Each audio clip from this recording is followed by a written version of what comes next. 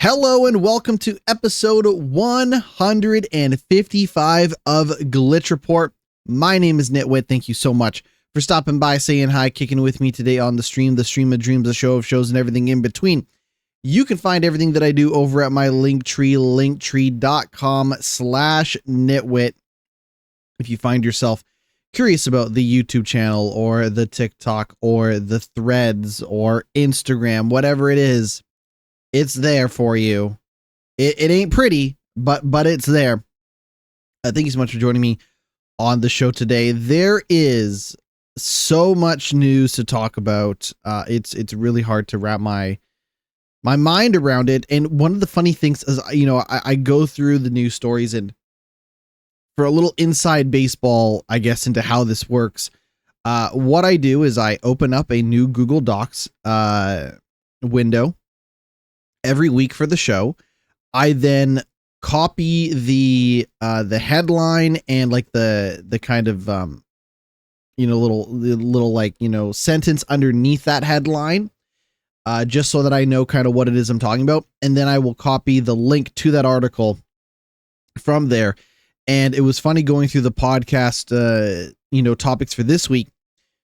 Two different articles start with the same word, and they're basically about the same thing but two different games. I'll explain in a little bit, but I thought it was funny just to be like, boy, it must really be a rough time to be the people that make Vampire the Masquerade Bloodlines 2, and maybe slightly less of a bad time, but maybe not amazing time, to be the people working at working on Call of Duty Black Ops 7, considering what's going on with those two games. It's worse for Vampire the Masquerade Bloodlines, and I promise I will talk about it. I won't just dance around the issue. But yeah, it's also hot. I mean, I think we're nearly out of the heat wave. It is August 27th at the time of this recording. Traffic and weather on the 10s around here. That's how we do it. But I think the heat wave is upon us. Really, the only heat wave I want to talk about is ECW. You want to talk about heat waves? Let's talk about ECW. Otherwise, I don't want to talk about no heat waves, no nothing. What is the temperature supposed to be today? Okay, a high of 26. That's not amazing. I gotta be honest. I would rather it be like, I think 21 is like the most I ever want to experience, in my humble opinion. I know that probably makes me soft baby. Oh, these damn millennials are so entitled. They don't want to experience the crushing feeling of climate change. No, I don't. I will, but I don't want to. If I can avoid it, even if I just sit in an air-conditioned house and pretend that it's not happening, hey, what are you going to do? Ignorance is bliss to some extent. And bliss is also air conditioning as far as I'm concerned. But we're not here to talk about the heat. We're not here to talk about climate change, which I have been told it's a hoax. It's not real. It's not happening. It's, it's fake news, pal. It's not happening. Anyways, let's actually move on. Horrible intro to start this week's show, but what are you going to do? Hollow Knight Silksong. We're going to jump right into news. Hollow Knight Silksong. After years and years and years of development, we finally have a release date for the most anticipated game on Steam, and probably, if I had to guess, one of, if not the most anticipated games of this year. Hollow Knight Silksong, the sequel to Hollow Knight. The crazy thing about this Hollow Knight, oh god, I closed all my windows. The crazy thing about this Hollow Knight sequel, this Hollow Knight, you heard about this Hollow Knight? I feel like Jay Leno over here. You hear about this? I can't do a Jay Leno impression. That's probably for the best. But the crazy thing about this Hollow Knight Silksong release date is it's coming out next week. September 4th, it is coming to PS5, PS4, Xbox One, Xbox Series, Nintendo Switch, and Nintendo Switch 2, and PC, and it will be on Game Pass day one.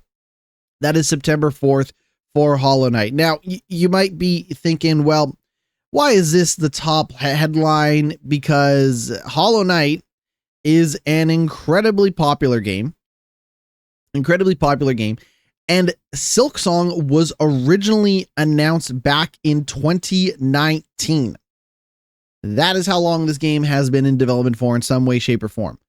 So very exciting for people who like Hollow Knight. I'm going to say this right now, and I was talking about this on Threads.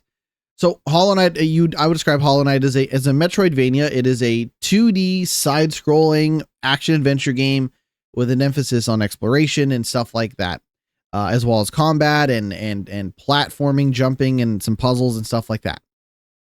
In general, I really like those games. Well, I shouldn't say in general. In theory, I really like those games.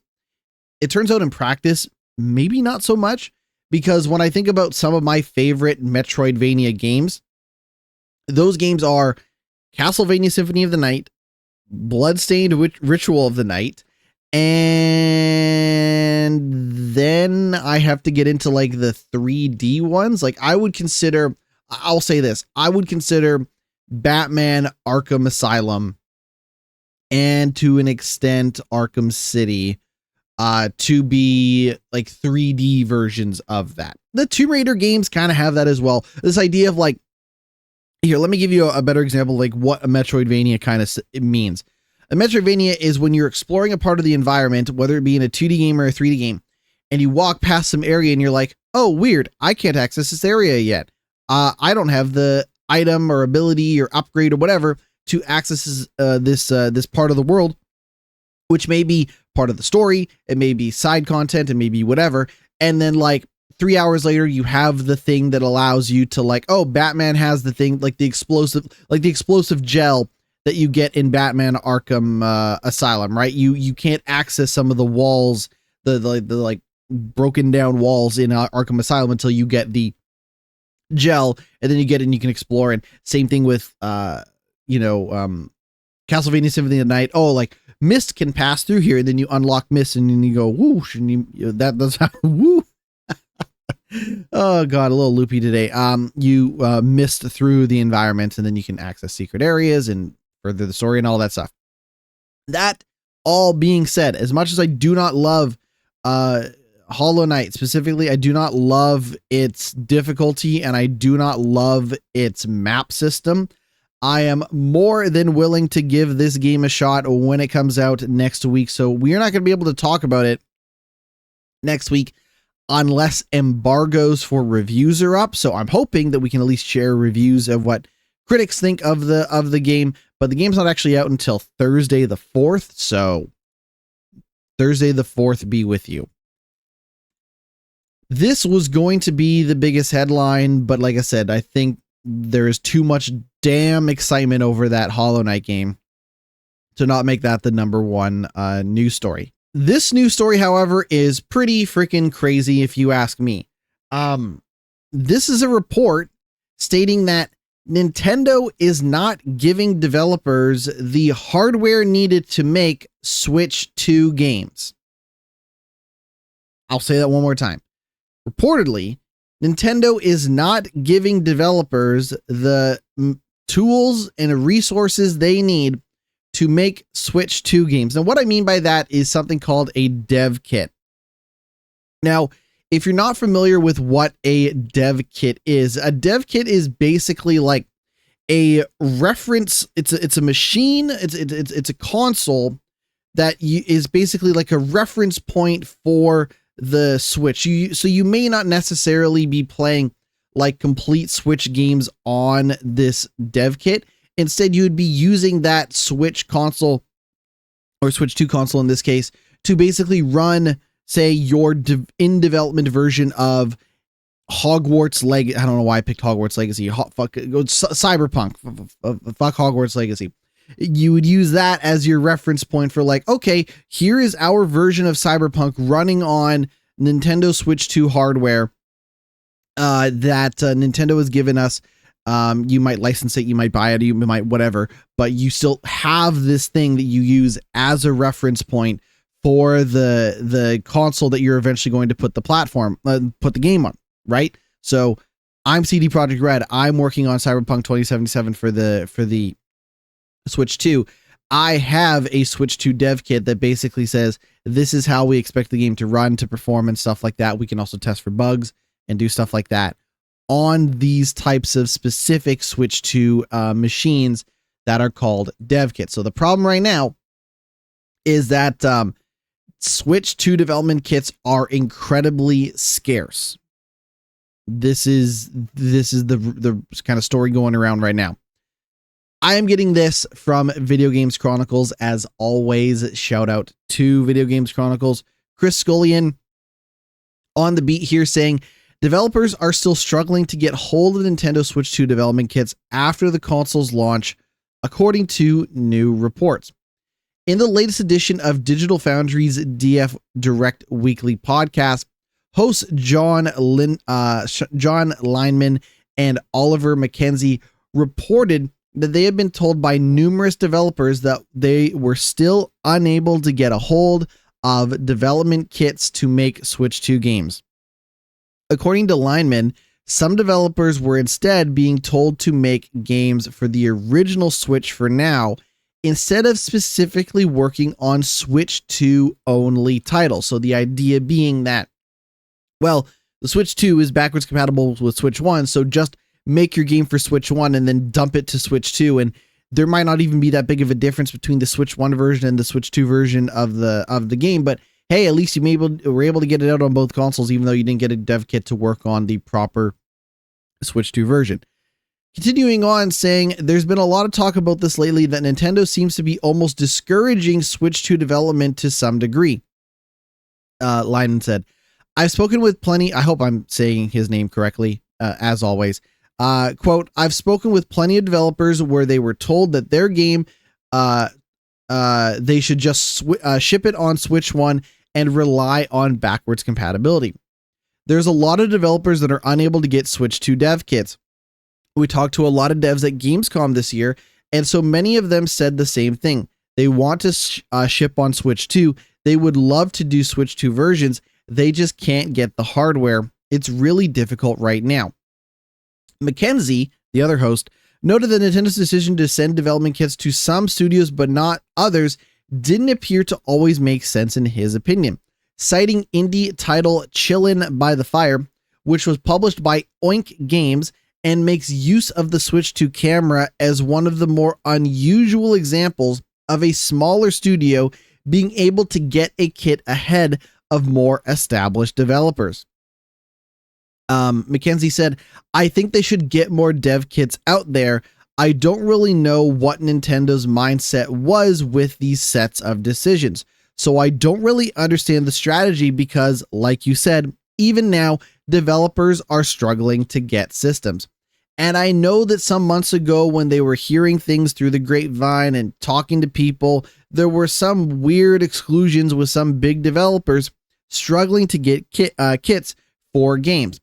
And there were some kind of weird inclusions as well. Some indies were included, which is nice to see. But there's that campfire game, you know, the camera campfire game, and they're getting kits. And some big developers, on the other hand, who develop AAA stuff aren't necessarily in the pipeline there for kits. Basically saying, what's up with these indie game studios making games that get dev kits when AAA studios aren't? That is not to say, and I know you know this, but I'll say this anyways, don't get it twisted. They're not saying that indie developers don't deserve to have Switch 2 dev kits. It's just weird that the decision doesn't seem to always make sense, regardless of whether it's indie versus AAA or not. The pair concluded that Nintendo's alleged advice on releasing games on Switch relying on backwards compatibility isn't necessarily useful for games that push the original hardware to its limits. For starters, The original Switch output resolution is 1080p when in the dock and 720p in handheld mode versus the Switch 2, which outputs at 4K docked and 1080p in handheld, which means less sharp images before games take performance into account. Mackenzie said, considering the sales volumes of Switch 2, it's not like developers would be in a position where they didn't want to support the new hardware. I think broadly speaking, developers do want to support the new hardware. But the thing that's really stark to me, too, is at this point, we've seen very few proper Switch 2 editions post-launch. I don't think we've seen any, hardly at all, really from third-party developers in particular. Obviously, we saw No Man's Sky. I think one or two other games in the mix there, but really it's been a very slow trickle, trickle of titles earning that Switch 2 edition badge. So yeah, I really want to see more movement on that front. If I opened up my Switch and I went to the store, I'm on the store right now. I am curious just how many games have the Switch 2. Like, I just want to see all Switch 2 games. Now, unfortunately, they do this in a way where it's like, oh, multiple editions of games have Switch 2 hardware. So, okay. Let's just, you know what? Fuck it. Let's rattle this off right now. Switch 2 ass games, okay? Here we go.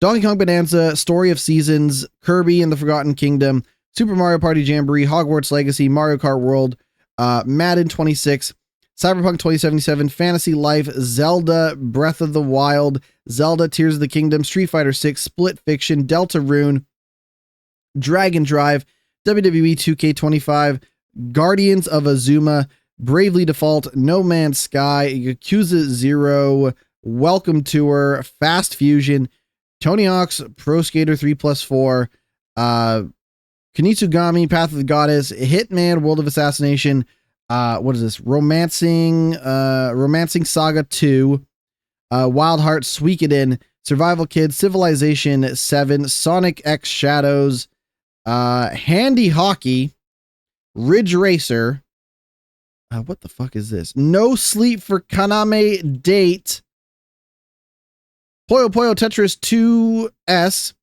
Shadow Labyrinth, Air Combat 22, Final Fantasy Tactics, which is not even out yet, Chronos, which is also not out yet, Mino and the Hollower, which is not out yet, Football Club 26, Bokura, these games might all be out, but I don't know off the top of my head, bear with me, Kirby Air Riders, Chillin' by the Fire, Nobunaga's Ambition, Apex Legends, Borderlands 4, Daemon X Machina, Hyrule Warriors Age of Imprisonment, Dragon Ball Sparking Zero, Star Wars Outlaws, Little Nightmares 3,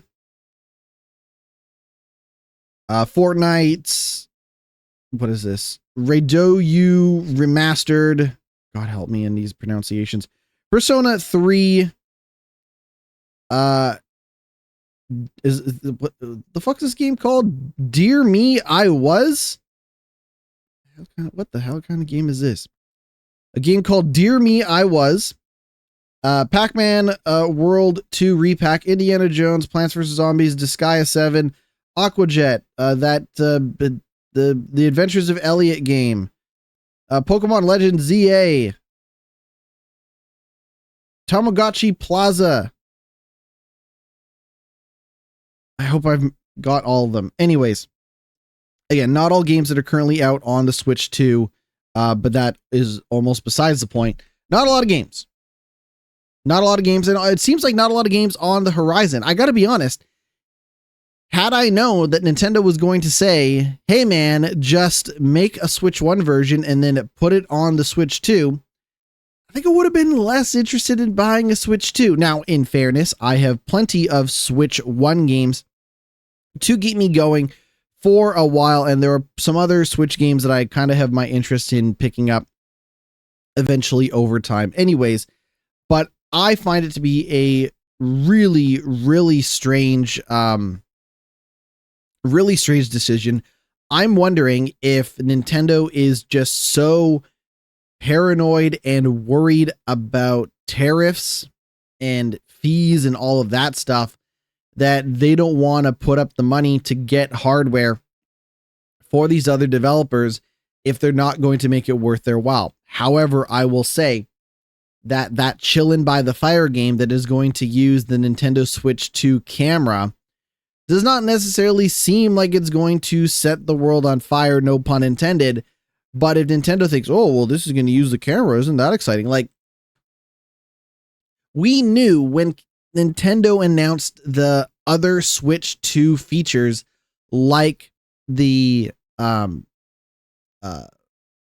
mouse control, and to a lesser extent, to a greater extent, the camera, that some of these, features and stuff are going to be kind of gimmicky and may not end up being used a ton or used to their full potential. That being said, being able to play something like a first-person shooter or whatever using the mouse controls is neat. They did put out Dragon Drive, which no one seems to be talking about. But like, who is sitting around being like, oh yes, I really want a game that takes proper advantage of the camera thing that I would have to buy separately for my Switch 2? It's probably not a lot of people. I think it's a poor decision on Nintendo's part. I hope they get dev kits out sooner rather than later, both for, slam dunk, brain dead, obvious, like, duh, they should probably have a Switch 2 version of Warframe. They don't, but they should. And other titles that I can't think of off the top of my head. Okay. This is headline number 1 that uses the same word and is basically about the same thing. Here we go. I'm going to read you the headline for this from IGN.com, where gamers go to know. Amid Battlefield 6's commitment to gritty realism, Activision makes shock Call of Duty change for Black Ops 7. Quote, we hear the feedback. So, here's what you need to know.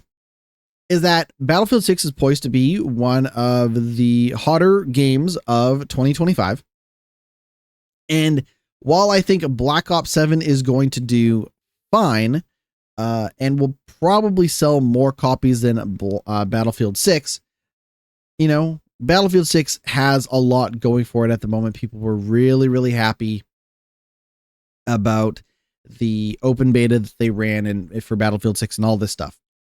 One of the things that Battlefield 6 is trying to do is really be the opposite of Call of Duty when they can. One of the things that Battlefield 6 is going to do is when they sell you premium skins and cosmetics, they don't want to make the goofy, crossover, pop culture obsessed skins and cosmetics that we see in games like Fortnite, and games like Call of Duty. You think about Call of Duty, they put Cheech and Chong in Call of Duty. They've put Nicki Minaj in Call of Duty. They've put Seth Rogen in Call of Duty. We often talk about, they put Sabrina Carpenter and Superman and Spider-Man and The Mandalorian. They put Michael Phelps in fucking Fortnite and all this stuff, right? And I think people have had enough. To me personally, I think all of it is so dumb that it's almost easy to ignore. Like, I don't personally think about the gritty, authentic realism of my military-based first-person shooters. One of the reasons why I don't usually think that way is because if I wanted like a real, gritty, authentic, military shooter, I could always go play something like Ready or Not. I could go play something like Arma.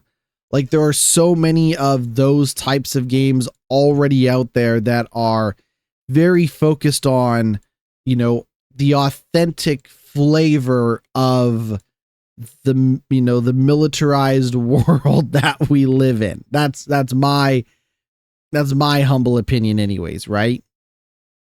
So when all of a sudden in a Tom Clancy game, if I can run around dressed like a fucking assassin from Assassin's Creed, I'm not precious about any of this stuff. I'm really not. It seems like either people are really sick of the silliness in their military shooters like in Call of Duty Black Ops 6, or people are just thinking that, well, maybe we can make more money selling authentic, gritty skins. And that's what Battlefield 6 is claiming to do. Battlefield 6 is saying we're not going to put Snoop Dogg in Battlefield 6. We're not going to do Iron Man in Battlefield 6. If we're selling you more skins, and trust me, they will sell you more skins. If they're going to sell you more skins, they're going to make it gritty and real and all of the things that you already love about the flavor surrounding Battlefield. So Black Ops, if we move from Battlefield to Black Ops for a moment, in Call of Duty Black Ops 6, they sold you plenty of skins. Recently, they added Beavis and Butthead and American Dad to the game. And Call of Duty Black Ops 7 was originally the sequel to Black Ops 6. Black Ops 7 was originally going to support all of the skins and content that you bought. So if you bought American Dad in Black Ops 6, you'd be able to carry that over into Black Ops 7 and use that in the game. Now, I should mention that we often refer to this as the Fortnite-ification, that like Fortnite really started this, of like they put King of the Hill and Superman, and they put Eminem, and they put Bruno Mars, and they put all this stuff into Fortnite. Say what you will about Fortnite, but they do not release a game every year, meaning it's a lot easier to carry over your skins and stuff from one season of Fortnite to the next. Like I have, like my John Cena skin in Fortnite has been there for years, and they've never made a new game called Fortnite 2, which could have potentially broken the skins compatibility. So as far as I'm concerned, my John Cena skin is fresh to death, and it ain't going nowhere, which maybe helped me, feel not so bad about spending the money that I did on that John Cena skin, knowing that it ain't going anywhere. But in the case of like Black Ops 6, you have like 1 year to spend money and buy skins and do all that stuff.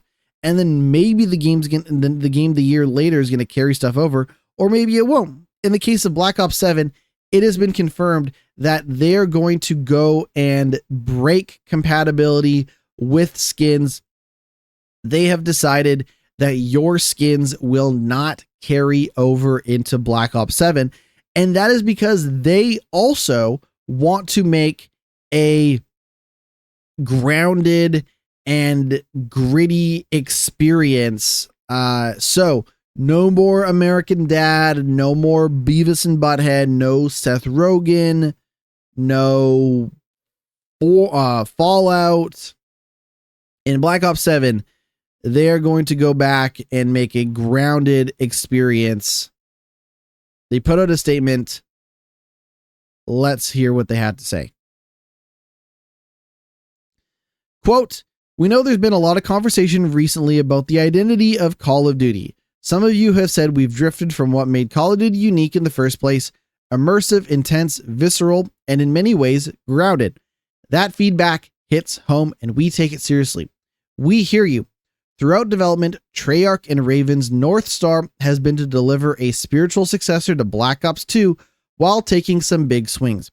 You'll see it across Black Ops 7's multiplayer, zombies, co-op campaign, including Endgame, and even in Dead Ops Arcade 4. Dead Ops, for the record, Endgame is like a multiplayer mode they're going to add to the ending of Black Ops 7. Like Black Ops 7's last level is some sort of like multiplayer mission, from what I understand, that's like repeatable. Anyways, and then Dead Ops Arcade 4, they're doing like a fake retro like zombie shooter from a top-down perspective, different than the other zombies mode in Black Ops 7. Anyways, quote, over the years, we've had a variety of games and experiences that fans have enjoyed, from the Modern Warfare series to the Black Ops series and beyond. Today, we wanted to share with you some of the ways we're approaching things with Black Ops 7. Activision went on to say that Black Ops 7 bundles and items will be crafted to fit the Black Ops identity. We hear the feedback. We need to deliver a better balance towards the immersive core Call of Duty experience. I'm just going to say this, and call me cynical, call me whatever. I think when Battlefield made this decision, they figured that they would make more money selling you the same amount of skins at the same price by making it an authentic, gritty thing. I think in the case of Black Ops, Activision and everybody involved was more than ready to sell you fucking Bob's Burgers skins, or what the fucking Saturday Night. I don't know who they put in Black Ops 7. Saturday Night Live. I'm gonna run around as Lord Michaels. Oh, I can't wait to get my Chevy Chase skin in Black Ops 7. The point is, I think everyone involved was ready to do same old, same old. That's because they said that your skins were going to carry over. Everyone was ready to do same old, same old. And then Battlefield 6 hit. They saw the popularity in Battlefield 6. They got a little scared. But more than anything, they didn't want a Call of Duty game to look like a fucking joke compared to a competitor's first-person shooter. I think more than anything, they wanted to be like, well, if everyone is going to, if our biggest competitor, Battlefield 6, is going to get serious, damn it, we're going to get serious too. And this is where we're at. I think Battlefield 6 believes that they are going to make more money selling you gritty, realistic skins and cosmetics for the game. Whereas Black Ops 7 hopes to God that they sell just as many, if not more, skins that are also gritty and realistic based on the Black Ops series. I don't think they're doing this out of the kindness of their hearts. And I don't even think anyone involved really cares that much about the authentic, gritty realism of either of these franchises. I think at the end of the day, they want to make money, and I think they believe that the aesthetic has become enough of a sticking point for some people that they're going to focus on an aesthetic first shooter that is authentic in order to sell you more skins. So that was amid the backlash over years and years of, people being upset by the state of Call of Duty skins. Now let's move on to the next headline. Amid backlash to Vampire the Masquerade Bloodlines 2 locking clans behind DLC, Paradox says it's making adjustments ahead of launch. This is also from IGN.com. Wesley Yinpool giving it to you straight. Here's what you need to know. In Vampire the Masquerade Bloodline 2, you are going to be able to align yourself with various vampire clans in the game. It's going to feature 4 clans: the Bruja, the Tremere, the Banu Hakim, and Venture. I hope I didn't butcher all of those names. However, if you buy the DLC for the game, which will cost $22, you will also get access to La Sombra and the Toreador vampire clans. Now, I should mention that these clans are not coming out 3 months after launch, 6 months after launch. They're going to be in the game day one. However, you will not have access to them unless you buy the Shadows and Silk DLC pack, which I'm guessing means that they're on the disc. I don't know. Well, disc, they're in the base game, but you just can't access them without the DLC.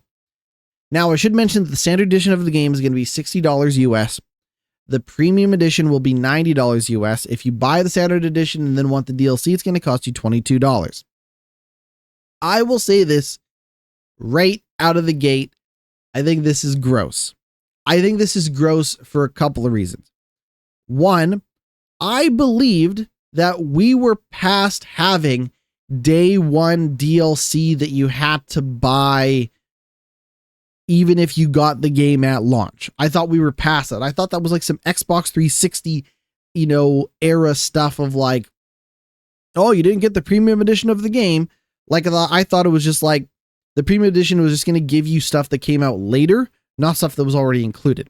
So first and foremost, this seems like a really gross and outdated practice. The other thing I will say is that this is not a good move for a game that looks as bad as Vampire the Masquerade Bloodlines 2. This game has been in development for so long that I bet they thought that they were making some crazy, bold, and ambitious change by having on-disc DLC, but they're not. But also, listened, the Vampire the Masquerade has been in development for a long ass time. This game has been kicking around forever. And when a game is kicking around forever, it is not a good sign. Okay? Let's kind of say that. When did this game technically start development?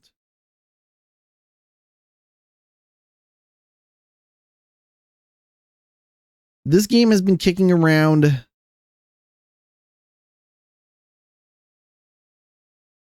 I want to say like 20. In 2021, they booted the developer of the original game. Sorry, in February 2021, they booted the developer of the original game. In July of 2020, they announced that the game was being delayed. Yeah, this game has been around for too long. That all being said, it does not look great. So this is a bad look on top of a bad look.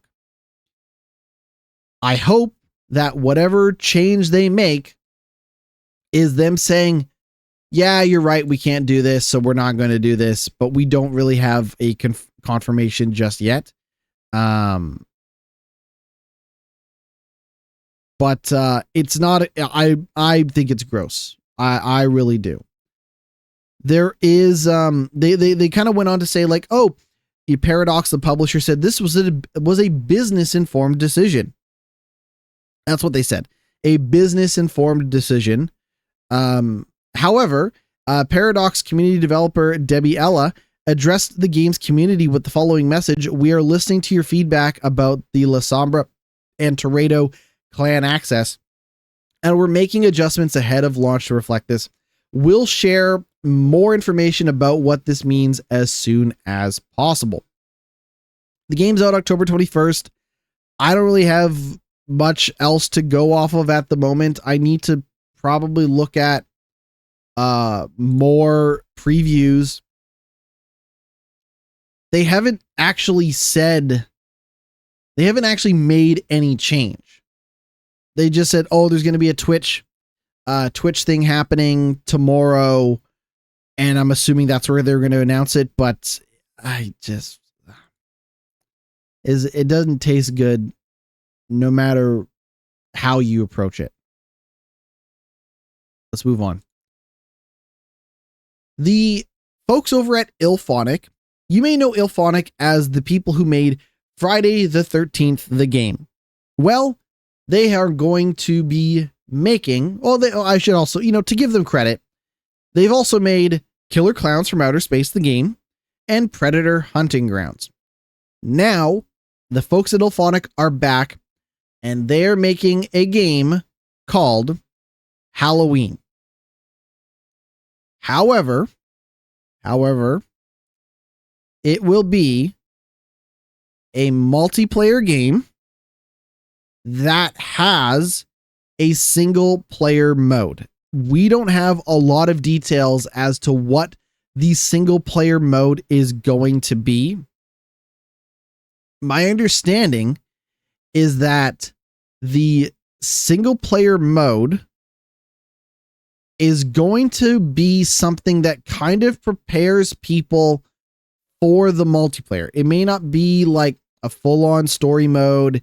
It's hard to say, but there's the possibility that this single player mode in Halloween is effectively something that prepares you for the multiplayer mode in the game, which is why I have to sit here right now and say that I need to wait and see what the hell this game ends up being, because I am not completely blown away by the existence of this game, considering it is the people who made, the other multiplayer games that I didn't care for, but also that there is a possibility that this game ends up being somewhat same old from what we've experienced before from the folks that made, Friday the 13th and Predator and Killer. They made a goddamn Killer Clowns from Outer Space. I've seen that movie, and I feel like an old man for having seen that movie, because who among us actively sits around and thinks about the movie Killer Clowns from Outer Space? Notice, if you like the movie, that's fine. I'm not here to kink shame, but like, it's just not a thing that people think about. It's just not. So I can't, I already think that this is like weird on a variety of levels between the games that they make and the movies they base their games on. And I hope that this Halloween game is good, but I'm going to hold my breath, if that's okay with you.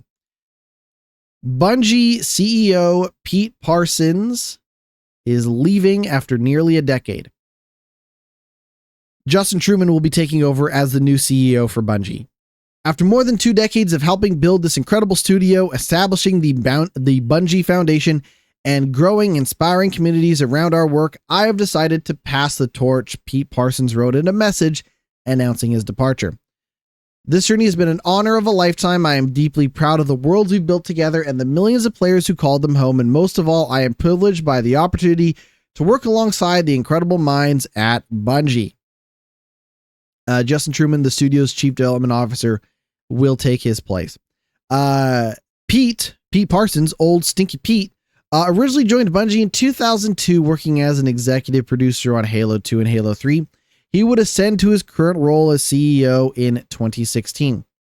When I was asked to lead Bungie in 2015, my goal was to grow us into a studio capable of creating and sustaining iconic generation-spanning entertainment. We have been through so much together. We've launched a bold new chapter for Destiny, built an enviable, independent live ops organization capable of creating and publishing its own games, and joined the incredible family at Sony Interactive Entertainment. Now, if I had to guess, Pete Parsons is probably out for a variety of reasons. 1, I don't think people like him, and I don't think people like his classic car collection. And 2, I'm imagining that whatever shares Sony gave him as part of the deal have vested, he's selling and he's getting out. I don't mean to say that like he shouldn't be passing the torch or that he didn't do good work or whatever. I think it's just a little bit more to it than that. New CEO Justin Truman posted the following message in which he sets out his stall for the future of the troubled developer. He said, "I'm committed to supporting and working alongside every member of the team here as we continue pouring our hearts and souls into these worlds that we love and that we hope have been worth your time and your passion. Because ultimately, these worlds only exist and thrive with you in them. We are hard at work right now doing that, both with Marathon and Destiny. We're currently heads down. We'll have more to show you in both of these worlds later this year." Bungie had originally planned to release Marathon in September 23rd, but they announced in June that it officially delayed the game, claiming that it needs more time to refine and test it. According to Sony, though, they expect the game to launch by end of March.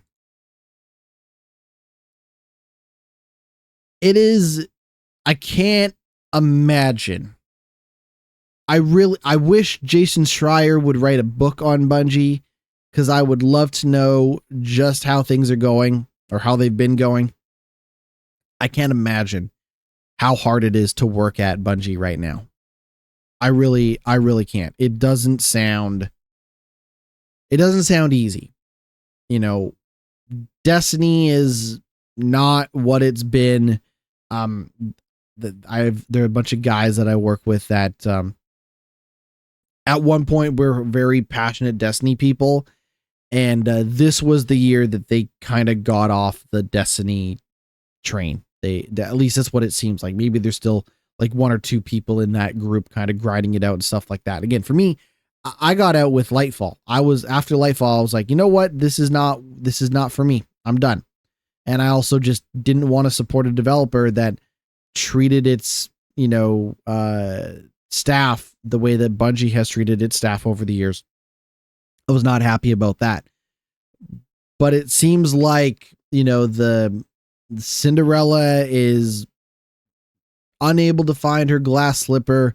Clock is going to strike midnight, and it seems like the Destiny 2, gravy train, the good times, super magical happy hour might finally be over, unless Bungie can do something to really revitalize Destiny 2. But then it becomes a thing of like, how much money are you going to spend on top of whatever development plans you already have for Destiny 2, truly shaking up the game to attract lapsed players and potentially new fans? It's a big ask, right? So it's this thing where like, Bungie is trying to hopefully capture lightning in the bottle again with something like Marathon, while also trying to contain whatever lightning is in the bottle with Destiny 2. And I think it's a really tough war to fight on either fronts. I wish everybody the best of luck. I hope Justin Truman does, if nothing else. I don't even care if the games are good. I don't. I just hope that Justin Truman does well by his staff, and that Sony gives Justin Truman and his staff the resources and respect that they deserve to continue doing whatever they're doing, or have everybody land on their feet if this goes truly belly up. We're going to take our first break, and we'll be right back. Stick around. We ain't going anywhere.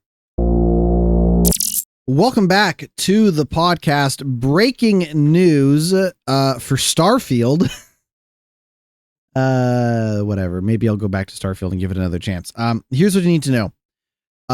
Following a data mine leak, Bethesda has confirmed that Starfield is going to receive some gameplay revamps for its space travel systems. The plan is to make the travels more rewarding. Starfield developer Bethesda has finally teased some of the upcoming changes coming to the game, confirming improvements to space gameplay to make the travels there more rewarding. This is from Wesley Yin-Poole over at IGN just a few minutes ago. Earlier this month, fragments of code uncovered by Starfield fans suggested Bethesda had a more streamlined space travel experience in the works, though potentially still with some caveats. While you may be able to travel between planets within the same system, fans said it looked like you wouldn't be able to fly all the way between the systems. It looks like you won't be able to fly directly. And it looks like you won't be able to fly directly from a planet's surface into orbit like No Man's Sky. References to the new offering referred to the game's code as cruise mode and were detected by players and shared on Reddit, though Bethesda reportedly issued another small patch to scrub them from view. Now, a new video discussing his career, veteran Bethesda developer Tim Lamb confirmed the studio has been working on Starfield space gameplay and that a new DLC story is still coming at some point. He said, "I think as it comes to Starfield, I'm really excited for players to see what the team has been working on. We have some cool stuff coming, including free updates and features the players have been asking for, as well as a new DLC story. I can't go into all details just yet, but I will say part of the team has been focused on space gameplay to make the travels there more rewarding. We're also adding some new game systems and a few other smaller delights. There's also some really interesting stuff coming down the pipe from our verified creators. There's some fun stuff." He said, "I just want to say thanks. We really appreciate the support and enthusiasm. We can't wait to get it into the hands of our players." I'll tell you right now. I'll say for the record, I, GnittWitt, will give Starfield another chance. I will try Starfield again. I will play Starfield again. That being said, I will absolutely not be paying any more money for story-based DLC when the story in the first game isn't amazing and the story DLC that they put out originally was bad.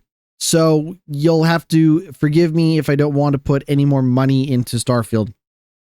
Though, like I said, I will give the update, the free update, another chance. What's the next news story we got here? Ah, yes. Atari. This is all right. I think this could be interesting, but it's hard to say. Atari has acquired 5 Ubisoft games, including Child of Eden and Grow Home, and the plan is to re-release them and evolve them. Atari plans to explore ways to expand and evolve these franchises. The publisher, so basically what happened is Atari has announced that they have acquired the IP rights to 5 previously released Ubisoft games. Those games are the 2005 game Cold Fear, the 2011 game Child of Eden, the 2012 game I Am Alive, the 2015 game Grow Home, and the 2016 sequel to Grow Home titled Grow Up. According to a statement, Atari plans to re-release these titles under their publishing label and explore opportunities to expand their reach through updated formats, new content, and extended distribution channels.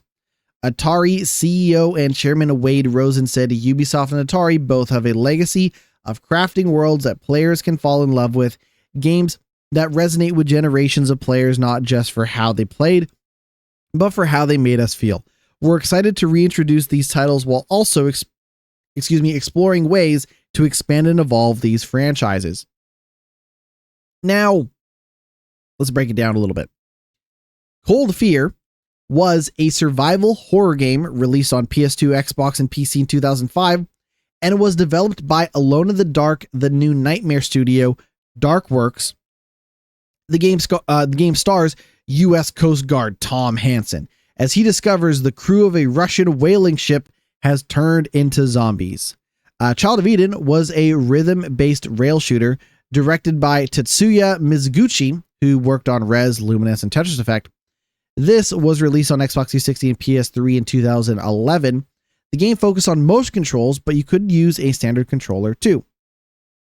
I Am Alive was a Xbox 360, PS3, and PC game released in 2012 and has players exploring a post-apocalyptic world as a father returning to his hometown in search of his missing wife and daughter. Now, these are my 2 favorite games from this list. Grow Home and its sequel, Grow Up, were released in 2015 and 2016, respectively, and star a robot called Bud, B-U-D, who has to grow and climb a giant beanstalk called a star plant to keep his home planet thriving. If you never played Grow Home and Grow Up, those are 2 cool games. You can just play Grow Up or Grow. You play one of them and you get it. But I'm also excited about potentially a re-release of Child of Eden because, like Tetris Effect and Rez and Luminous, a visually striking game, if nothing else. That's all there is to say really at the moment for that. There's no and they're coming out end of this year. We don't know just yet. This is a quick news story. A Nintendo Direct is reportedly planned for mid-September. A Metroid Prime 4 release date is expected soon, as the game is rated around the world. Reports of a Nintendo Direct have circulated for weeks now. Switch Force has suggested that a presentation will be held in September. Sources have told Video Games Chronicles that a Nintendo Direct presentation is in fact planned for mid-September. It's also worth noting that aside from 2024, a Nintendo Direct has been held virtually every September since the Nintendo Direct presentation has began, so not really a big surprise. Notably, if the reported September 12th date is accurate, it would be 1 day before the 40th anniversary of Super Mario Bros. While the contents of the presentation are currently unknown, it's likely that this Nintendo Direct will finally reveal the announcement of Metroid Prime 4 Beyond's release date. The game which is still officially planned for this year, was recently rated by the ESRB. This is the latest major ratings board to cover the game, following the news from July that South Korea's classification board has also rated it. Nintendo published the latest Metroid Prime 4 trailer in March. According to the trailer, the game was still planned to be released on Nintendo Switch and Switch 2 sometime this year. However, last week, Nintendo held a direct presentation focused entirely on Kirby Air Raiders. It's a quick short one. Nintendo Direct coming out September. Watch for it. Speaking of games to watch for, Skate's early access date has finally been confirmed, and early access for Skate is going to kick off September 16th. The game will be free to download with cross-platform multiplayer and cross-progression. The early access versions will be available on PS5, Xbox Series X and S, PS4, Xbox One, and PC. September 16th. Now, I will say this. I don't know if I should be saying this, but I will say this. I have had access to the Skate alphas. Like, I've been playing Skate for a while. I'm not going to comment on the quality of Skate. I'm not going to say anything, but I have had access to Skate for quite a while now, and I am interested to see how that game shapes up when early access finally officially drops September 16th. PlayStation Studios head Herman Hulst has been out there kind of talking about taking it on the chin. You know, he's out there maybe feeling a little sorry for himself. It's hard to say. But here's what Herman Hulst recently said. He said, "I would like for us, when we fail, to fail early and cheaply." So what Herman Hulst, now you might be asking yourself, well, why is Herman Hulst talking about this? He is talking about this in regards to games that are in development. I'll back this up. In an interview with the Financial Times, Hulst explained that the company had been putting in more measures to lessen the impact of any games that failed to meet its standards. Hulst's comments referred to the failure of Concord, which was reportedly in development for around 8 years and made it all the way to full release before, just 2 weeks after it launched, Sony announced plans to take it offline, pull the game from sale, and offer refunds to all players who bought it, citing a poor reception from players. According to Hulst, new measures have been put in place to make sure potential problems are spotted far sooner, saying, "I don't want these teams to always play it safe, but I would like for us, when we fail, to fail early and cheaply." Hulst explained that PlayStation has implemented a stricter and more thorough testing process with the aim to identify potential issues early. "We have since put in place much more rigorous and more frequent testing in very many different ways. The advantage of every failure is that people now understand how necessary that oversight is." According to the report, some of the new measures include more of a focus on group testing, learning from other Sony teams, and building closer relationships between the executives who spend hours playing the game before they're released. I don't know how I feel about the idea of executive, well, whatever. I was going to say, do I really want Herman Hulst to be like testing every one of these games before release? But I don't know. If it prevents a Concord from happening again, maybe it's not so bad. We all know that Jim Ryan did not care about games, so I don't know if this is that big of a difference in the grand scheme of things, because at the end of the day, Sony still plans to put out a lot of live service games. This was a plan that was originally revealed by Jim Ryan, so I don't even know if Jim Ryan was playing that many games. I guess the thing is that, like, this has to be better than whatever Jim Ryan was doing originally, I guess is what I'm saying. As much as I want to be like, this doesn't seem good enough, or I don't know if this is going to work, live service, rah. This has to be better than whatever Jim Ryan was doing, right? So Herman Hulst out there being like, if they could just tighten up Marathon, it might be a good game. I guess it's for the best. But I'll take you back to 2022 when Sony Interactive Entertainment's then president Jim Ryan revealed plans to release 12 live service games by the end of its fiscal year 2025. That was the plan. In a new interview, Hulse appeared to dismiss this target, saying that what was more important wasn't the number of games, but their variety and quality. Boy, how easy to just like throw previous leadership under the bus and be like, oh, fuck 12. We don't want quantity. We want quality. He goes on to say, the number of live service releases is not so important. What is important to me is having a diverse set of player experiences and a set of communities. Earlier this month, Sony CFO Lin Tao said the company will learn from its live service failures, but insists that progress has been made despite them. During a Q&A session following Sony's latest financial results, Tao said that despite the negativity surrounding Sony's live service offerings, thanks to the issues with Concord and Marathon, she still believes that live service games are worthwhile because they've added a revenue stream that didn't exist for the company 5 years ago. I guess the thing, like, so when you think about the corporate speak coming from Sony, you really just need to think about them looking at investors and saying, even if we fail, we are not failing the way we did before, and we are actually failing better, if you can, than previous failures by previous leadership. So think about it like this. They said that when they fail, they want to fail early and cheaply. You do not get any big of an expensive and late failure than pulling a game like Concord 2 weeks from launch.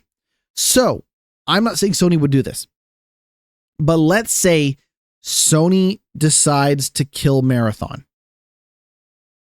They could go to investors and they could say, we failed earlier and we failed cheaper than if we did what we did with Concord with Marathon. It's cynical, it's messed up, and it's not even like that honest in the grand scheme of things. But in the eyes of investors and in the eyes of the letter of the law versus the spirit of the law, which the law does not actually apply here, but other than a fiduciary responsibility to its investors, they could easily say, oh yeah, we failed way earlier and way cheaper than if we had put out Marathon. If we had done what we did again with Concord, with Marathon, forget it. So it's just funny the way they go about this. That's all I'll say. You got 2 more news stories.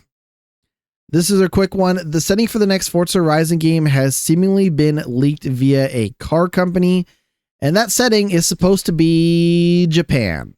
The now deleted post made by Cult and Classic, an Australian car importer, shows a photographer taking pictures of cars and a caption that reads, "Exciting news. We have Cody here from Forza Horizon shooting cars for the next installation of the series. As there are no late model key cars in America, he was flown out from the States to use our cars as the basis of for their digital versions. We have huge gamers here at Cult and Classic, and it is an honor to be supporting Forza and key cars accessible supporting Forza and making key cars accessible virtually for people who can't have them in real life. If you buy a car they've scanned, we have a prize for you too. How good." The reference to key cars likely points to a future game set in Japan.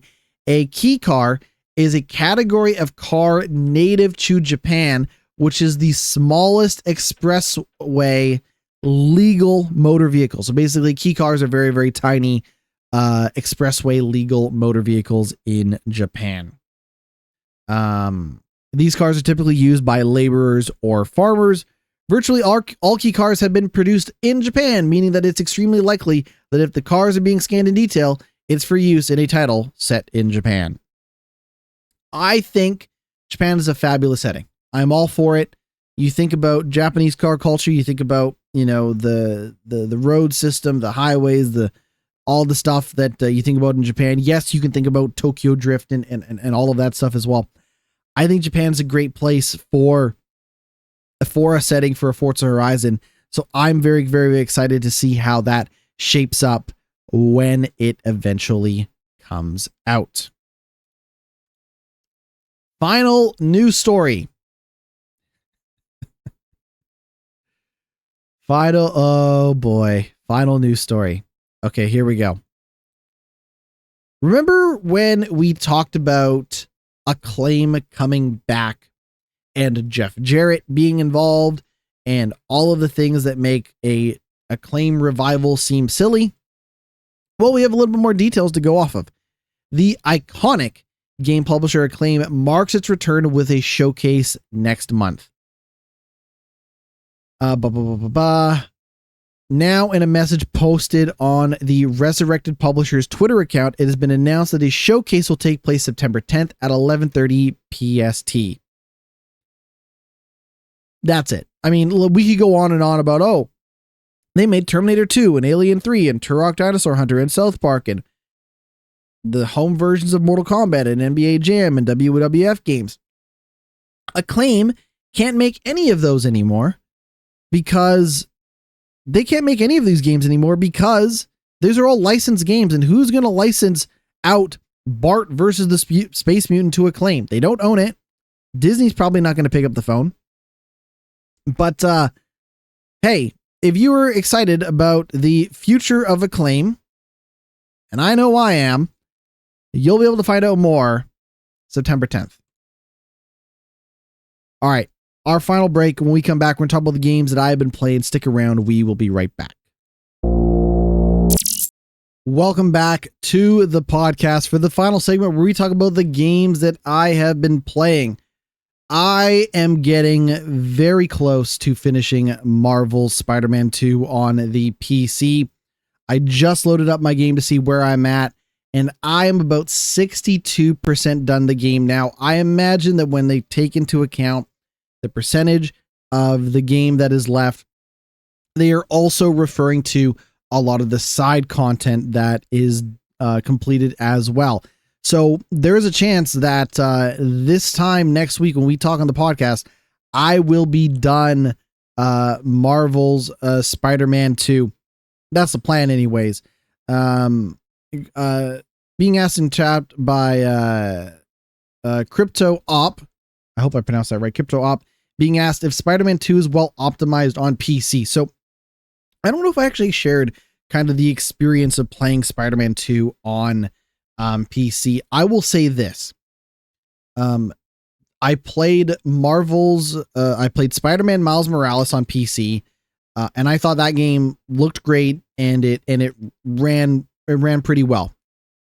I think the problem with Spider-Man 2 is that it looks better than Miles Morales, and as such, it runs worse than Miles Morales. I think that's probably my biggest issue, is that its graphical upgrades going from, and then we're here's the thing, we're not even talking like huge, like no one is going to sit around and be like, oh, Marvel's Spider-Man 1 is not a good looking game. Spider-Man 1's not good. Miles Morales is not good.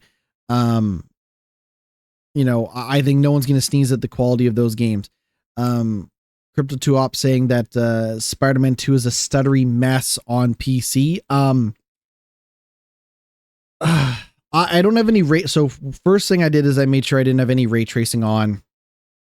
I also made sure I had DLSS on. Like, to me, it was just like, let's get this running at a mostly acceptable frame rate. And then we'll go from there in terms of like stutters and stuff like that. It is a more stuttery game than Miles Morales. I will say that. It is a slightly more, I shouldn't say slightly. I wouldn't call, so my humble opinion, I would not refer to my time with Spider-Man 2 as a stuttery mess. It is a more stuttery game than Miles Morales. Crypto 2op asking, I think a 4070 graphics card is more powerful enough to run Spider-Man 2 with ray tracing. Yeah, maybe. I have a 3090 Ti and a 5800X 3D graphics card, and I specifically in a game like Spider-Man, I will take the frame rate over the ray tracing any day of the week because, you know, one, if the frame rate helps with the stuttering, cool, but two, you move so fast in Spider-Man 2 compared to the, you know, Miles Morales in the first game, that being able to achieve like a smoother, higher frame rate if possible while moving through the environment at the speed that you can, I think to me is worth it more than the ray tracing. Like, I definitely recognize the appeal of ray tracing in a game like Cyberpunk, in a game like Alan Wake. But it does, listen, it's not, it does suck that the first two games were optimized really well on PC and this is not. However, I will just say again, I'm not out here banging a drum saying that Spider-Man 2 is a mess on PC. That's not what I'm doing. I'm not that passionate about the state of Spider-Man 2 on PC. And I'm not passionate enough to call it a poorly optimized mess of a game or anything like that. However, I recognize that people have those experiences. My experience with it has not been as well optimized as the first two games. That being said, I have been able to enjoy it with mostly minor issues so far. And I'm looking forward to playing through it to completion. I don't know. There was this part of me that got really excited about the addition of trophies to the game, because when Ghost of Yote came out, which for the record, it's not Ghost of Yote, Ghost of Tsushima. When Ghost of Tsushima came out on PC, that game looked incredible. It ran incredibly well. Like maybe the best. That's maybe the best PC game that Sony has put out so far was Ghost of Tsushima. That being said, you know, I was really excited about the idea of going through and getting all the trophies on Spider-Man. I don't even know where I'm at with the trophies so far. I'm 23 hours into the game and I'm about 26% of the way done in the trophy department. For what it's worth, I think Spider-Man 2 is a great game. I would even maybe say that it is I love Miles Morales. I love the Miles Morales game because it's just so lean. You don't get a lot of open world games that are so thoughtfully designed in terms of being lean and structured in such a just tight way. You lose a lot of that with the original Spider-Man, and you lose a lot of that even more with Spider-Man 2. But I think Spider-Man 2 at the very least does a better job of justifying how big of an existence it is from a collectible standpoint, from a side content standpoint, and from a story standpoint. I really enjoy Spider-Man 2. I primarily play on PC, so you know, for me, I've been really looking forward to this game coming to PC.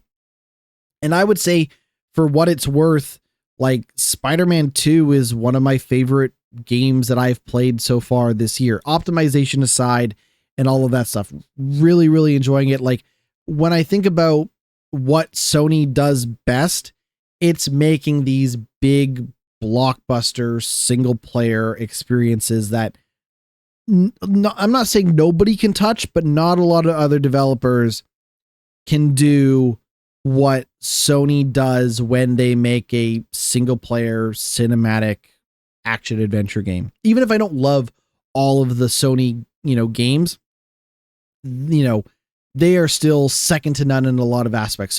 So far, like, you know, 23 hours in, about 62% of the way done, Spider-Man 2. I don't know where exactly I'm at in the story in terms of how much is left. I don't want to really spoil anything either for those that, you know, are going to check out the podcast and stuff and, you know, listen in, but really enjoying it. I think Miles Morales is probably still my Spider-Man over the two.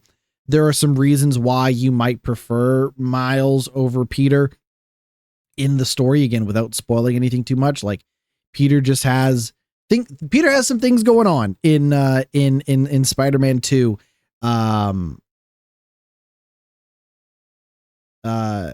So like I said, Peter's got a lot going on in Spider-Man 2 that you may or may not feel a certain way about. But like I said, I prefer Miles Morales. Crypto 2 op in chat saying, I recently saw a review of a YouTuber titled Spider-Man 2 was a total failure in hindsight, and they raised some interesting points. I don't like they can raise as many interesting points until the cows come home.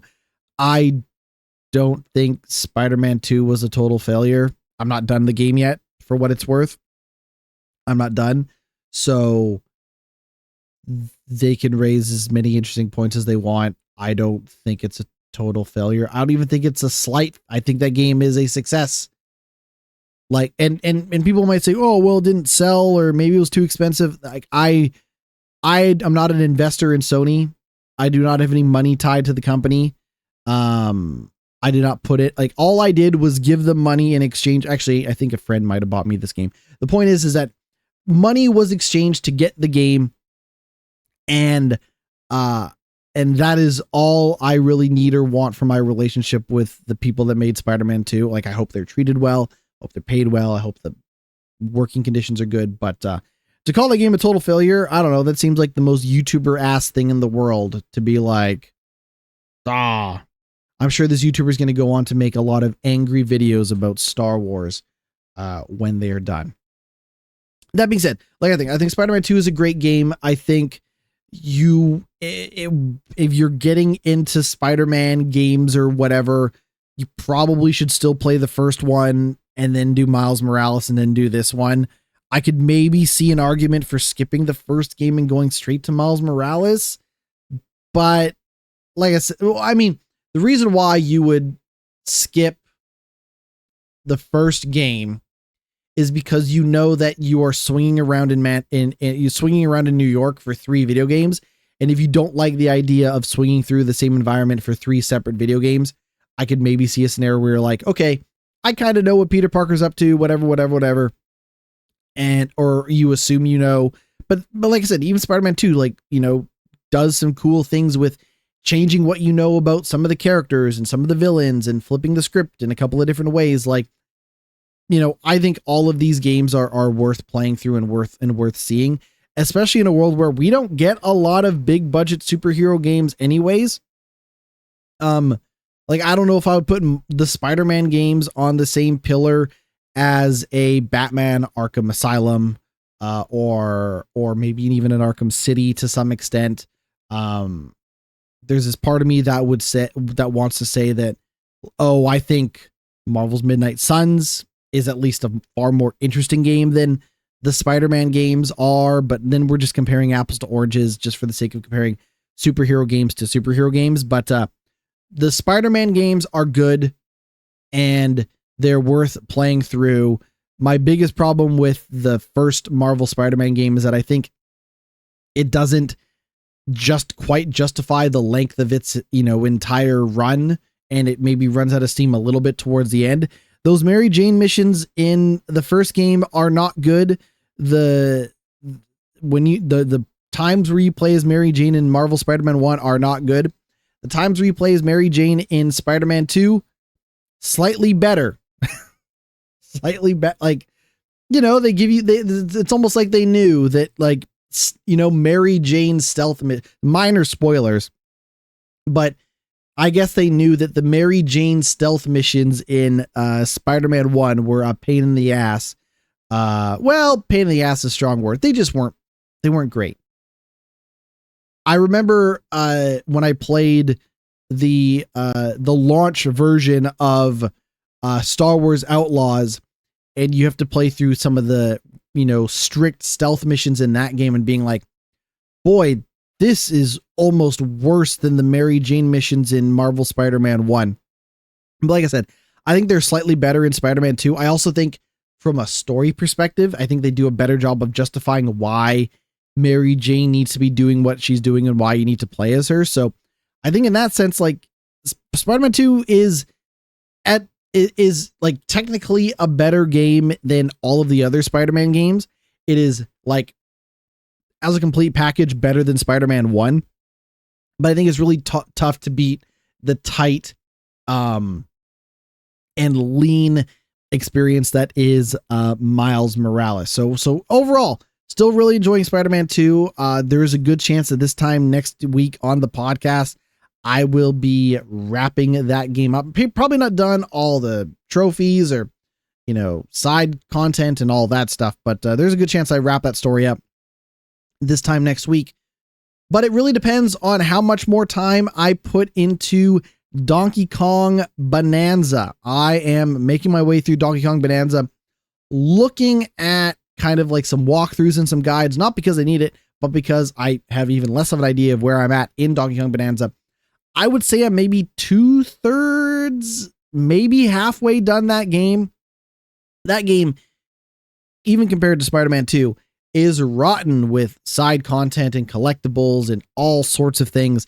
And while I think the game is fabulous and I'm really enjoying it, I do easily get distracted in something like Donkey Kong Bonanza, and then I don't make a lot of progress in the main story because I'm running around collecting bonanzas. Yes, Crypto 2op in chat. The podcasts are on Spotify. You are looking for a podcast called Glitch Report. That is the name of the show, and I would appreciate it if you checked it out. Glitch Report, a video game podcast, up on Spotify.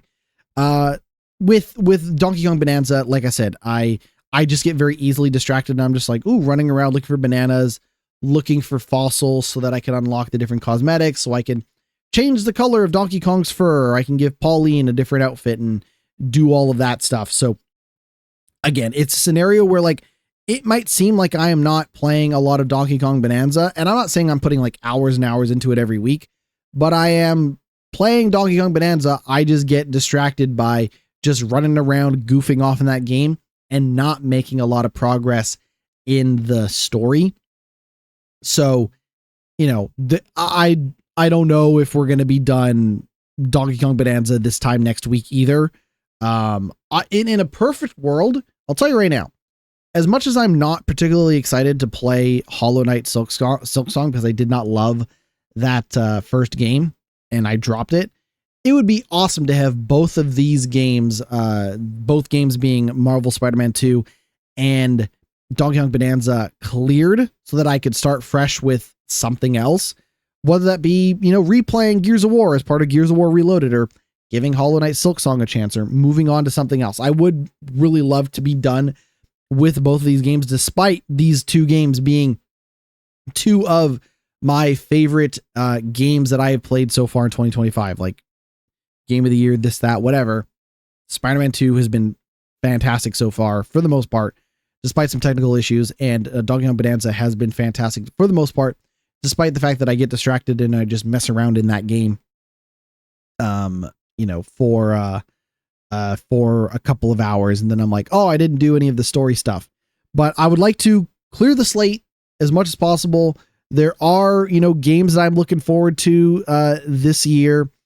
Some games, my excitement is more of a morbid curiosity. And I don't mean to like disrespect these games, but there are times when it's more of a curiosity and less of a like, oh my God, I need to play it sort of thing. So like, I am curious to check out Hollow Knight Silksong. Want to see what's up with that game. I'm curious to see what Ninja Gaiden 4 is going to be like. Outer Worlds 2, I finished. So the thing is, I think I may be more excited about Outer Worlds 2 now that I have actually finished Outer Worlds 1. So if I had not finished Outer Worlds 1, I would be like, Outer Worlds 2, whatever. But Outer Worlds 2, I'm looking forward to that. Curious to check that out.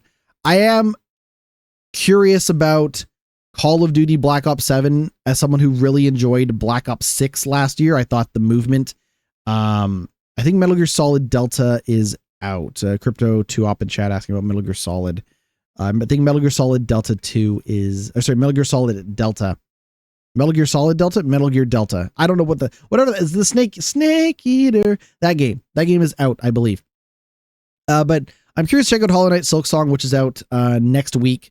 Curious to check out Ninja Gaiden, which is out next month.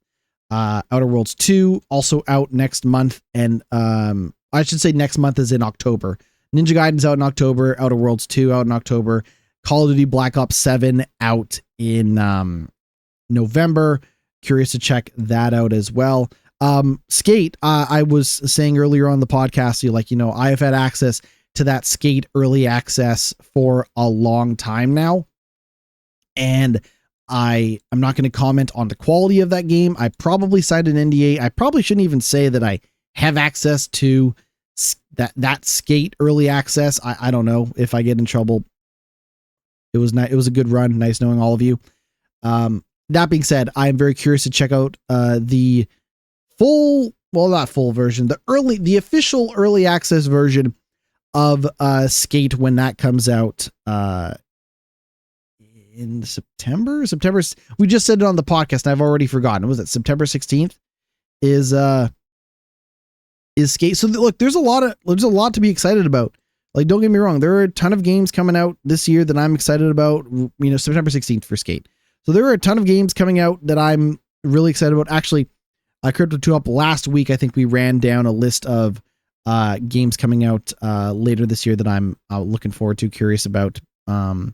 So there are plenty of games. It's just a scenario where I've got to actually start playing some of the games that I have been playing. And game of the year, it's probably Donkey Kong Bonanza. I'm a weirdo. So we've talked about this on the podcast, but I'll bring this up again. My game of the year so far is probably Donkey Kong Bonanza. That being said, I am one of those weirdos who does not like a lot of the obvious game of the year games so far. So if we go to Metacritic or something and we look at best games of 2025 so far, I don't know. Do they even do this? I'm just going to type in best games of 2020. So, I mean, here's the unexpected thing is I bounced off Doom the Dark Ages. I bounced off Claire Obscure Expedition 33. I didn't even try Blueprints. The Elder Scrolls 4 Oblivion Remastered does not run great, so I was like, what's the point of playing this? I don't have a PS5, so I didn't play Death Stranding 2 on the beach. I bounced off South of Midnight. I actually want to go back and give Avowed another chance. I played through Assassin's Creed Shadows, and I enjoyed it. I just wouldn't call it Game of the Year material. I didn't play Split Fiction. I didn't play Monster Hunter Wilds. Didn't play Mafia: The Old Country. Not going to get a chance to play Ghost of Yotei until that comes out, on PC eventually. I thought Tony Hawk's Pro Skater 3+4 was good. It just didn't do it for me quite the same way that 1 and 2 remastered did. So Civilization 7, again, nah. I did not enjoy Atom Fall.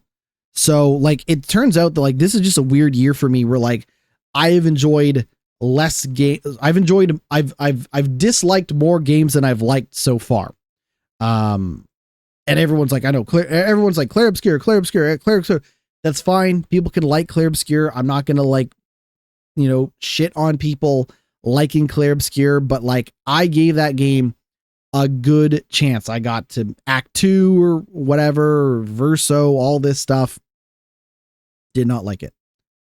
And I'm someone who at times has enjoyed JRPGs, right? I love Persona 4. I just played through Final Fantasy 7 original. I'm currently playing through slowly Final Fantasy 9. I love 12, which is a different game for in terms of combat and stuff. There was no reason why I shouldn't have enjoyed Claire Obscure Expedition 33 on paper. I just did not care for the writing. I didn't care for the story, the characters. The only thing I kind of liked was the gameplay. And there were still things about the gameplay where I'm like, I don't know, you should just include a map. Just include a map. I just want to get through this game. You should have included a map, and they didn't. And I'm just like, I don't really care that much.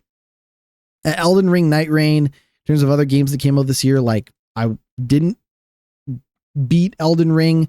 And the last thing I wanted out of a Elden Ring follow-up was multiplayer. So anyways, yeah, I'm not trying to like be overly negative, but like I love Donkey Kong Bonanza. I really, really like, Marvel Spider-Man 2.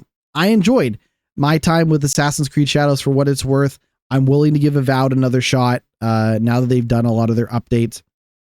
I like Tony Hawk's Pro Skater 3+4 for what it's worth. And there are plenty of other games that I should probably mess around with, like Skin Deep. I should probably give Skin Deep a shot, and things like that. Yeah, not the best year for gaming. Yeah, that I think that's fair. That's fair. Again, the thing that I've learned doing this podcast, and this is something I actually really took away from my time with Gamescom opening night live, is the world of gaming is so much bigger than I think I know a lot about games. I think I play a lot of games. I think I keep up with a lot of the video game news and doings of the world. But the world of gaming is so much bigger than anything that I can comprehend. And I say that as a good thing. Like, for the longest time, people wanted gaming to have a mainstream appeal, and they wanted it to be big and accepted, and people didn't want to be made fun of for playing video games or whatever. All this shit, that comes with like being a popular and accepted art form and respected business and all of this stuff that comes with it. What happens is it is so much bigger than you can comprehend. You might like, I'm saying here right now that like the more I know, then the more I learn about games, the more games I play, the more I realize that I'll never know enough to be true expert, to be confident in my understanding of, what's hot with free to play games, what's going on with games that are popular in Europe and Asia, and what's development like in South America and other parts of the world, and like all of this stuff that I'm just never going to truly understand. So like, I look at it and it's like, yeah, I can see why like Claire Obscure Expedition 33 is popular.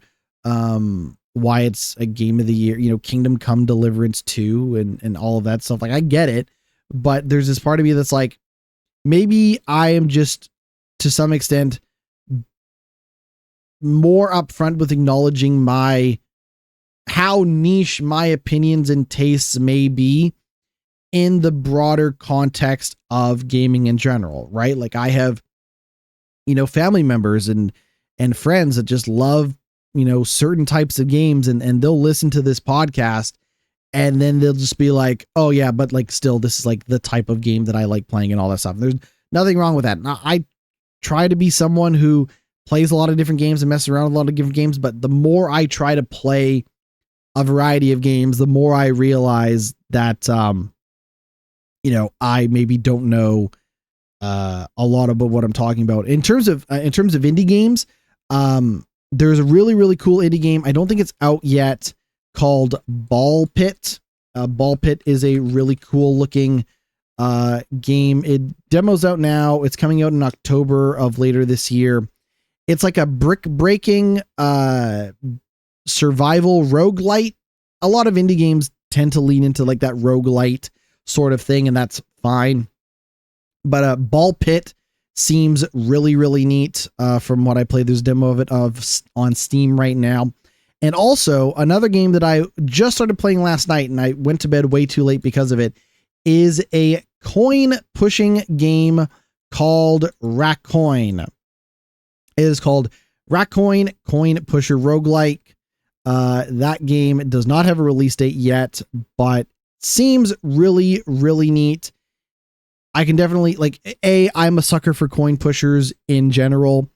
And then you combine the nature of the roguelike elements and all of the crazy stuff that you can put into a video game version of a coin pusher. Really neat. I still have a lot of love in my heart for Balatro.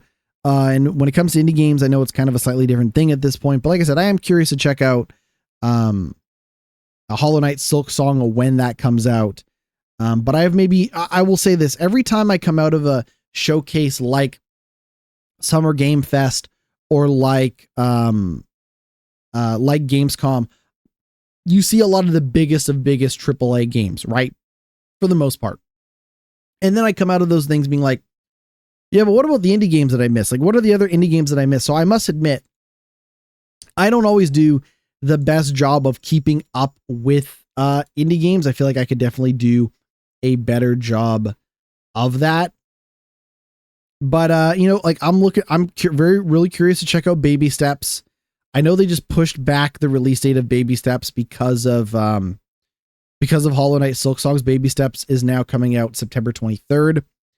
I like the demo of Baby Steps. I'm curious to check out Baby Steps.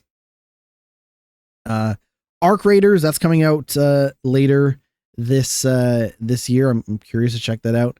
Mouse, PI for Hire, Building Relationships, Marvel Cosmic Invasion. Like, there's a ton of stuff to be excited about and check out, but a lot of these games don't quite have release dates yet. So Wheel World came out back in July. I should finally sit down. I have Wheel World. It came out on Game Pass. I should check out Wheel World when I get the chance. So it turns out it's like every time I do this, I'm just like, shit, I should just be checking out more indie games, and I should be playing more games and finishing games and moving on to the next game, and I should be playing more games. Which is a good thing, right? Every time I sit down and I talk with you during this podcast, my impression that I always, come away with is I should spend more time playing games. I should play more games and enjoy the games that I'm playing, and then do it all again next week on the podcast so we can share our enthusiasm and our excitement in the games that we have been playing. That is going to do it for the podcast. I have been GnittWitt. You can find everything that I do over at my Linktree, linktree.com/GnittWitt, GnittWitt. This Glitch Report podcast is available on Apple Podcasts, Spotify. The video version goes up on YouTube, and it should be available wherever else you get your podcast. Thank you so much for hanging out in chat, in your phone and media player device of choice. And we're going to do this all again. Same time, same place, 10 a.m. Pacific Standard Time, twitch.tv/GnittWitt. And we will see you all next week. Take it easy.